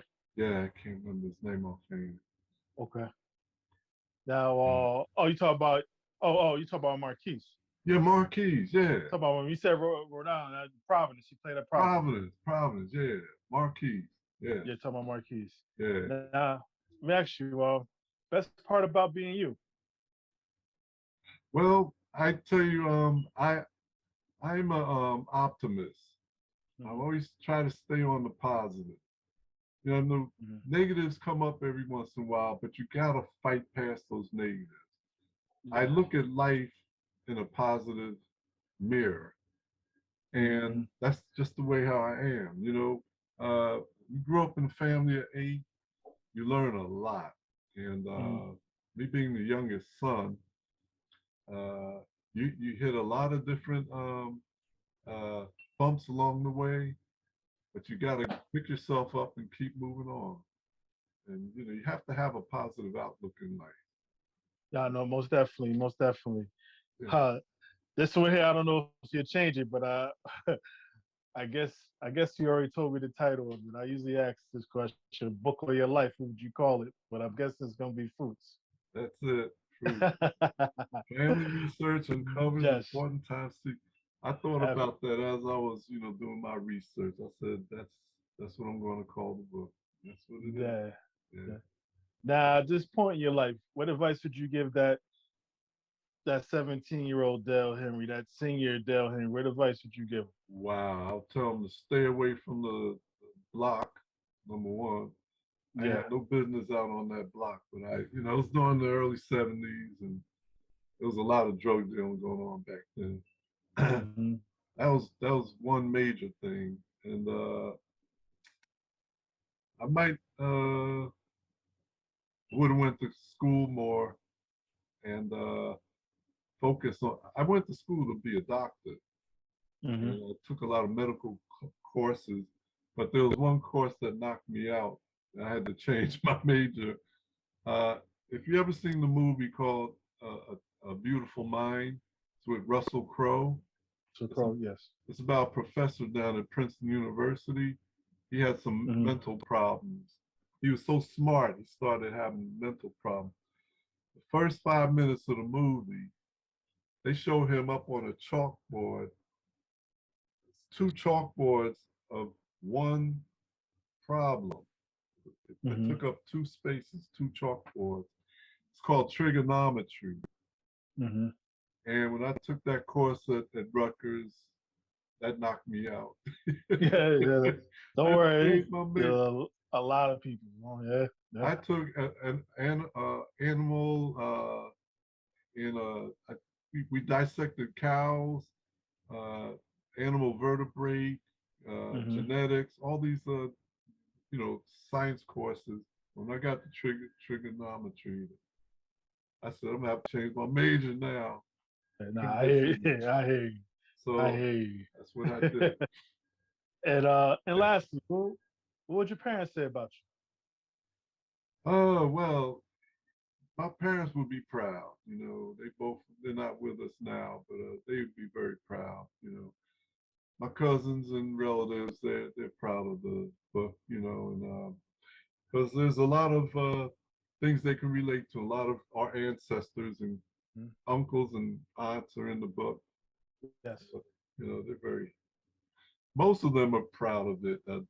There's a couple of chapters that they said I could have did without in the book, but I had to put both the good and the bad in the book. Right. I laid Right. it all out there. You know. That's being authentic. That's being you. Yeah. Yeah, Most definitely. yeah, Most definitely. Now, Mr. Henry, yeah. you don't know how much of a pleasure this has been. I know, like I said, we talked a little bit beforehand, but this here, a little bit of your walk here, like I said, this has been fabulous, and I appreciate every minute of this. And obviously, a lot of takeaways, even for me here, but just little reminders as far as you start something, you finish it. And Yes, that book is a prime example. If you could put the book back up, you could put the yeah, book back up. sure, sure. Yeah, Yeah, it that's a is. prime example. You start something, you finish it. That's Edits everything else and whatever papers or hmm times you hit delete to erase, but that's it. It's parallel as far as you want to make it a metaphor around life. Yeah, That's what we do. that's right. So and I just wanted to say thank you for the opportunity just to sit here and talk with you. I really appreciate this, And I man. thank you so much, Thank you, Ruben, thank you. for inviting me, and I thank you so much for that. Hmm. Yes. The book is it's on Amazon now for any if there's any readers out there that get the podcast. And Uh, I'm on it. Now I'm on it. I'm sure those who obviously see this and very good. definitely, Mr. Henry, it's a pleasure. And Thank you. well, you and your family and everything. I wish everybody, safe and health, as far as continuing on here. Thank you so much. Nah, thank you. And I'll definitely be in touch and I'll let you know my thoughts on the book as well. Thank you. I appreciate that. Nah, be Call well. me or email me anytime you feel like it. Absolutely. Be well. All right. Thank you so much. No Take problem. care. Take you too. All right. Bye bye. Right. Wow. The joys of doing this here.